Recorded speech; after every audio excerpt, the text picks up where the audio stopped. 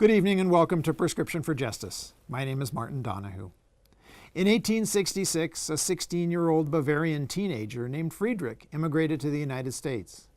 He worked as a barber's apprentice and other odd jobs in New York before moving to Washington State in 1891, where he sold food, liquor, and women to miners. He then found financial success in Canada's Yukon during the gold rush. During a trip home in 1902, he fell in love with a woman named Elizabeth. They returned to New York and were married. When Elizabeth became homesick, the couple returned to Bavaria, where Friedrich attempted to regain his German citizenship, which was denied, as he had failed to fulfill his compulsory military duty. Consequently, the couple was ordered to leave Bavaria. Friedrich wrote to the Bavarian Prince Luitpold, begging the, quote, well-loved, noble, wise, and just, end quote, leader not to deport him. He implored, quote, "We are paralyzed with fright. Our happy family life is tarnished. My wife has been overcome by anxiety and my lovely child has become sick. Why should we be deported? This is very, very hard for a family," end quote. That man's full name was Friedrich Trump, grandfather of Fred Trump and grandfather of our current President Donald Trump. I will not mince words. Our current president is a narcissistic, sociopathic, xenophobic, racist, proudly ignorant, anti-science, ecocidal, misogynistic, admitted sex offender and sexual predator whose words and deeds are antithetical to democratic ideals and whose policies are causing manifold suffering and death and severe damage to our nation's international power and prestige. He is a compulsive liar, a demagogue, and lacks empathy.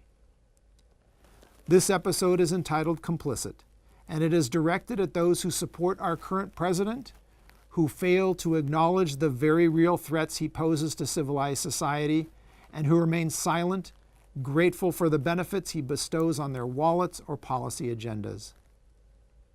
We will begin with the so-called Christian right.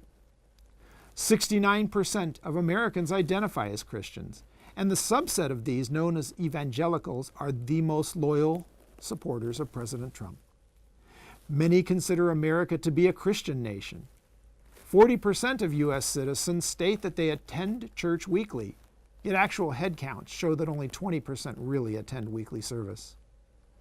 Only 40% of Americans can name more than 4 of the 10 commandments, and only 1/2 can cite any of the 4 authors of the Gospels. 12% believe Joan of Arc was Noah's wife. 3/4 believe the Bible teaches that God helps those who help themselves, a statement antithetical to Christ's teachings that was in fact uttered by Benjamin Franklin. Evangelical Christians claim to honor family values, marriage, honesty and truthfulness, and law and order. I understand how religious conservatives may feel that the world is full of compromises and from a utilitarian perspective have decided that Trump might help them achieve some of their agenda, which includes the prohibition of same-sex marriage and opposition to comprehensive reproductive health care. But I wonder, how much are you willing to tolerate, even support, to achieve those goals? To those of you who profess to support family values, how do you explain your support of a thrice-married Sybarite who cheated on his current wife with an adult film star, joked about dating his daughter, and supported, along with Jerry Falwell Jr., the Senate candidacy of Roy Moore, a man accused by multiple women of sexual assault and pedophilia? And how do you explain your support of a man who has referred to women as fat pigs, dogs, slobs, and disgusting animals? Who told a New York Magazine writer in 1992 that you have to treat women like shit, then poured a bottle of wine down her back and later called her extremely unattractive and someone who had lots of problems because of her looks? Who stated in a 2005 radio interview that he didn't change diapers because it's the wife's job and that he wouldn't marry a woman who expected him to help share in child-rearing duties? Who walked out of a room during a 2011 deposition when a female attorney asked to take a break to pump breast milk for her 3-month-old child, calling the attorney disgusting? Who in 2013 brushed off the epidemic of sexual assaults in the military, opining, What did these geniuses expect when they put men and women together? Who during the 2016 election campaign tweeted, quote, "If Hillary Clinton cannot satisfy her husband, what makes you think she can satisfy America?" End quote. Suggested that a reporter's tough questioning might be consequent to her menstruating, and insulted the physiognomy of a fellow Republican primary candidate. And who most famously, I should say infamously, acknowledged sexually assaulting women using a derogatory term for female genitalia. Unbelievably, 41% of women voted for Trump, and today 35% approve of his presidency. To those of you who value the eighth commandment against lying, how can you support a man who has lied 3,000 times in his first 16 months in office? To those of you who believe that asking for forgiveness is a basic tenet of Christianity, how can you support a man who has publicly boasted on at least 2 occasions that he has never asked God for forgiveness? To those who support Christ's call to build up treasures in heaven, not on earth, how do you explain your support of a man whose avarice seems to hold no bounds and whose shady overseas property deals have meant working hand in hand with enemies of democracy, including those who have trampled upon human rights and who have been both suspected and convicted of crimes? These individuals include dictators and individuals with ties to Iran's Revolutionary Guard, which our government has sanctioned and accused of criminal activities including drug trafficking, sponsoring terrorism abroad, and money laundering. When a rich man asked Jesus what he should do to get into heaven, he replied, "Sell what you have, give the money to the poor, and follow me." Nothing about tax cuts for the wealthy money changers, whom he routed from the temple for corrupting his father's house, and certainly nothing about trickle-down economics. Christ commanded his followers to love your neighbor as yourself. And by neighbor, he meant the poor, the sick, the naked, and the hungry. As if to assuage their guilt, many, unable to rise to Christ's immense challenge, follow a prosperity gospel, which posits that an individual's financial blessings and physical well-being are God's will, and that faith, positive speech, and donations to religious causes will increase one's material wealth. The converse of such a belief is that those who are not healthy or wealthy are weak of faith or somehow deserve their destinies. Try telling that to my patients with leukemia, the survivors of those killed by landmines or errant missile strikes, or those fleeing gang violence in Central America. To those of you who pay your taxes, the dues we all pay for living in a civilized society, how do you explain your support of a man who, unlike past presidents, has refused to release his own income tax records and who brags about not paying taxes, boasting that this makes him smart? To those of you who proclaim to believe Christ's message from the Beatitudes, blessed are the peacemakers, for they will be called children of God. How do you support a man who has called for a massive military buildup and the invasion of countries who have not attacked us?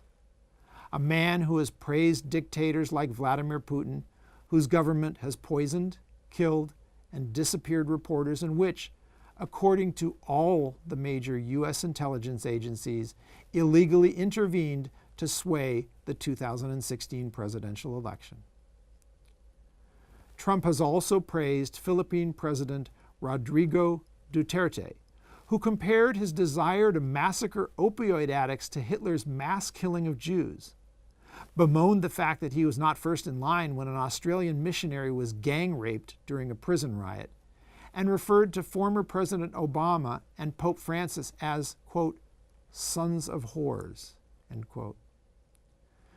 Trump has also opposed gun control, supported the death penalty, threatened new wars, and nominated for CIA Chief Gina Haspel, who ran a black site where detainees were subjected to torture, and ordered the destruction of videotapes that would have proven her complicity in a practice which the military acknowledges is ineffective and which constitutes a war crime.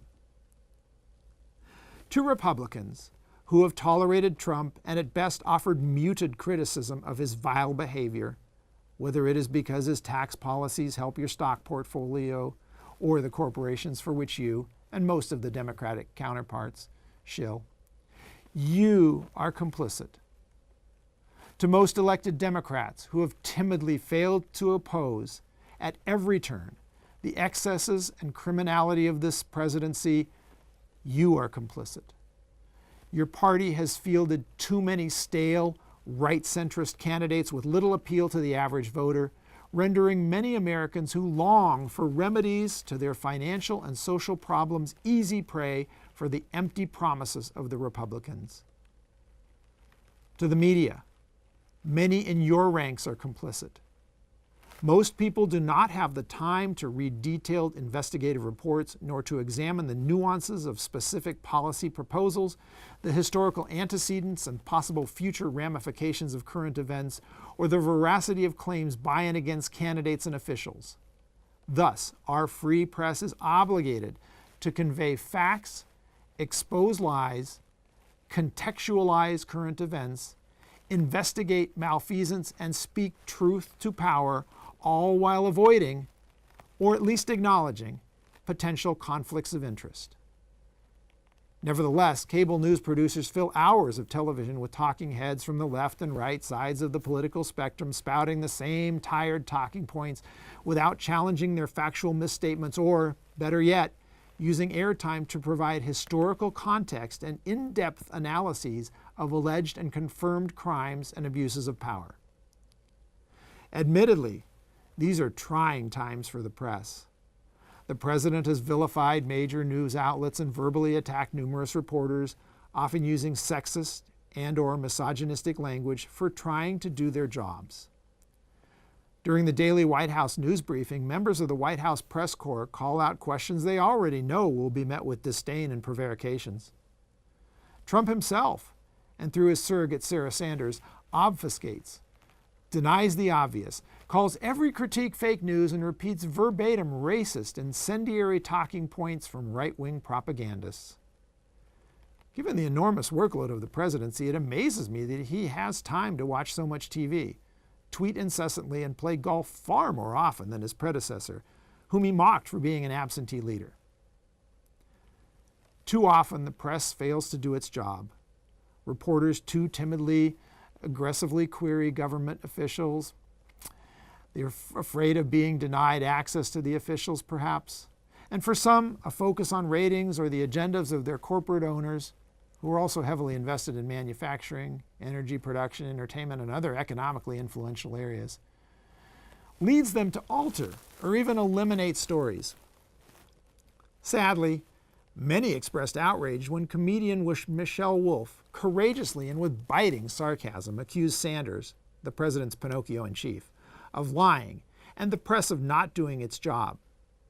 Intriguingly, many from the right-wing press, who often accuse liberals of being overly sensitive snowflakes, expressed faux outrage at the insensitivity of Ms. Wolf's criticism.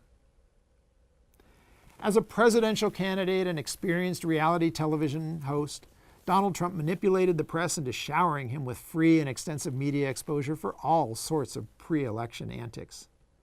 The media equated his numerous malfeasances with alleged crimes by his opponent, Hillary Clinton, giving similar airtime to faux conspiracies like Benghazi and leaked emails of limited national security consequence. Major news outlets failed to aggressively and in a timely manner expose Trump's dirty property deals and much more consequential scandals involving accused and suspected international criminals and even acknowledged enemies of the United States. Trump's appointees, who are also complicit, have been systematically shutting out scientists, removing factual information from federal websites, and dissolving government regulations protecting public health and safety and the environment that were decades in the making. They include the Environmental Protection Agency's Scott Pruitt, an egomaniacal free-spending frontman for dirty energy who has overturned regulations that would have, by his own agency's estimates, saved tens of thousands of lives. And Interior Secretary Ryan Zinke, a self-aggrandizing buffoon who insists that the U.S. flag be raised when he enters the department building, and who has prioritized the fossil fuel industry over protection of wildlife and public lands. Remarkably, 40% of the world's yearly deaths are linked to water, air, and soil pollution, and global warming kills 400,000 people worldwide each year, a number that is expected to double by 2030. Yet Trump does not believe in human-caused global warming and cannot grasp the difference between climate and weather. His words, his minions, and his policies have dire consequences for humanity. And now, for those of you who want to make America great again, help us understand what you mean.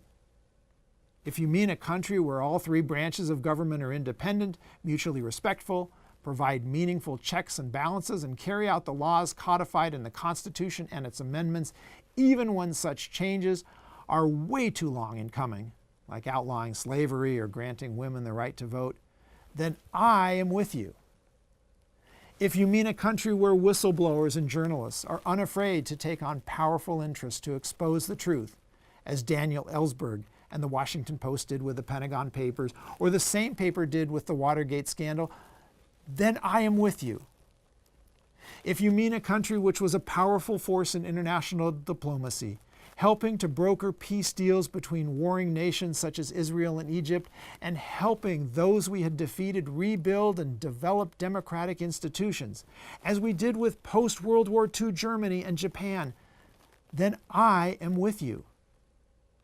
If you mean a country where the people can unite to demand justice, from eliminating unfair taxes on colonial tea, or outlawing separate but equal schools and granting civil rights to African Americans, then I am with you.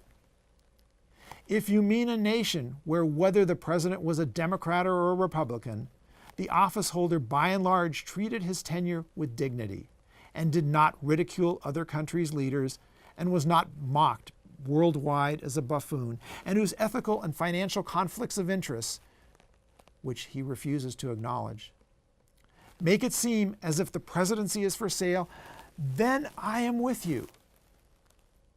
Alas, our country is not the America idealized in the quotes carved into the monuments which grace our nation's capital.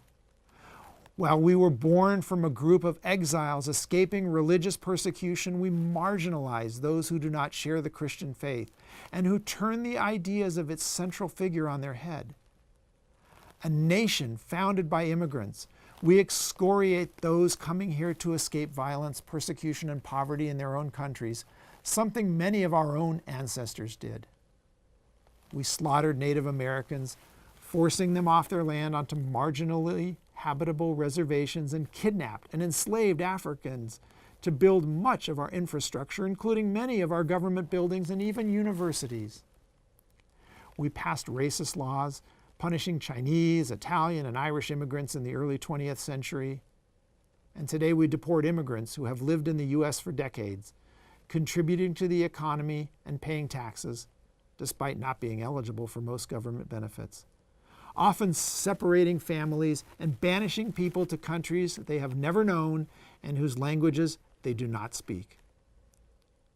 We pat ourselves on the back for our military ventures against dictators like Gaddafi in Libya and Assad in Syria, yet offer only the tiniest number of refugees from these nations asylum, with quotas much smaller than those offered by even the most xenophobic governments in Europe.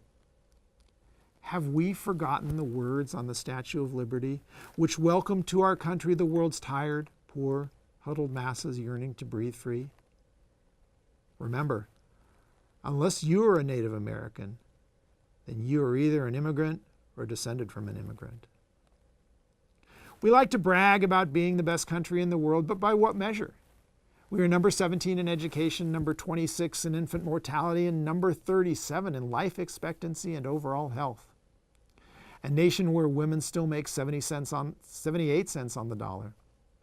Where lack of access to health care is the major cause of bankruptcy, kills 29,000 citizens annually, and contributes to delayed or absent care for chronic conditions causing immense suffering. A country where 15% of residents and 22% of children live in poverty, and where the median income of Black and Hispanic U.S. families, as a percentage of white U.S. families, is 62%, essentially unchanged compared with 1968. A country with a biased judicial system that disproportionately targets racial and ethnic minorities, and where corporate crime, which costs citizens exponentially more than street crime, is woefully under-prosecuted. Fines for corporate malfeasance are considered merely a cost of doing business, and CEOs and their associates carry out policies which cause death and suffering, yet are not tried for murder and assault. The United States is, however, number one in the world in military spending. We spend more on defense than the next 9 countries combined and have over 1,000 bases worldwide. We maintain a nuclear arsenal that could eliminate the human race many times over. We are the world's largest arms supplier, responsible for 3/4 of the global market, as well as the greatest debtor to the UN, including the UN Peacekeeping Fund. Meanwhile, veterans' health care needs are massive, and yet 26% of Iraq and Afghanistan veterans are uninsured and not part of the VA healthcare system. It is not surprising that given our nation's wealth, Americans on average think that 24% of the federal budget goes toward foreign aid, whereas the true value is just 0.2%. As a percentage of gross domestic product, the U.S. ranks 21st among the world's wealthiest nations in foreign aid. Just 1/3 of our aid goes for food and development, while most benefits U.S. corporations, including those selling weapons to countries whose policies are out of touch with ours. Since the end of World War II, the U.S. has bombed 20 countries, only a few of which can now claim to be reasonably functioning democracies. We have failed to sign and or ratify multiple international agreements, including those related to climate change, gender equality, even sex trafficking. Imagine if making America great again meant maintaining a strong, yet not excessive military defense, while also providing guaranteed housing, free education through college or trade school for those qualified, comprehensive health care, a living wage to every able-bodied person, and adequate disability benefits to the sick and injured, and a fair criminal justice system focused not just on punishment, but on restitution and rehabilitation. This is possible with a return to the much more progressive taxation system we had during most of the 20th century. Indeed, a fraction of our military budget could eliminate world poverty, provide safe drinking water, full primary and secondary education, and basic health care to every person on earth. Imagine the goodwill that would be created in most Arab nations by a modern-day Marshall Plan to feed, clothe, educate, and provide basic health care to those in poorer nations, creating the conditions under which democracies can flourish. With opportunities for lasting economic development, young men and women would face an optimistic future, and the chance of death to America from jihadis who pervert the true meaning of Islam through their support of terrorism would be drowned out by shouts of "God bless America." Returning now to Grandpa Trump. One can sympathize with Friedrich and his homesick wife for wanting to remain in the country of their birth, and yet it is harder to forgive Friedrich for failing to perform his required military service, as this negligence was not born of pacifism or conscientious objection. Indeed, most individuals want to stay in the country of their birth, close to their friends and families. That is why the main drivers of undocumented immigration to the United States are violence, severe poverty, and the desire to give one's children a better life. Where is the sympathy for which Trump's grandfather, even in his wealthy state and knowing he was going to a country of enormous opportunity, begged so obsequiously? It is quite possible that Robert Mueller or another federal or even state law enforcement authority will put together a solid case for treason, election fraud, racketeering, bribery, sexual assault, or other crime punishable by prison time, and that Trump will be led out of the White House in handcuffs. It is less likely that Congress will have the necessary votes or the courage to impeach Trump in the near future, if at all, during his presidency. And in that event, we will be left with another hypocritical anti-science corporate lapdog. Trump may even try to pardon himself, his family, and his associates for any and all crimes. For now, we must fight Trump's agenda at the state and local level by electing progressive candidates and passing laws to preserve our democracy, human rights, and the environment. Every citizen age 18 and over should study the candidates and ballot measures and vote in every election. To abstain means you have no right to complain about your city's potholes, the textbooks selected by your local school board, or changes in the state and federal tax codes. When you vote, ask yourself not just how a candidate or initiative will benefit you, but how your vote might benefit your community, your country, the world, and future generations. Each vote you cast helps to determine your legacy. This has been Prescription for Justice. You can find us on YouTube, and you can also find further information on the website publichealthandsocialjustice.org or phsj.org. My name is Martin Donahoe. Thank you for joining us.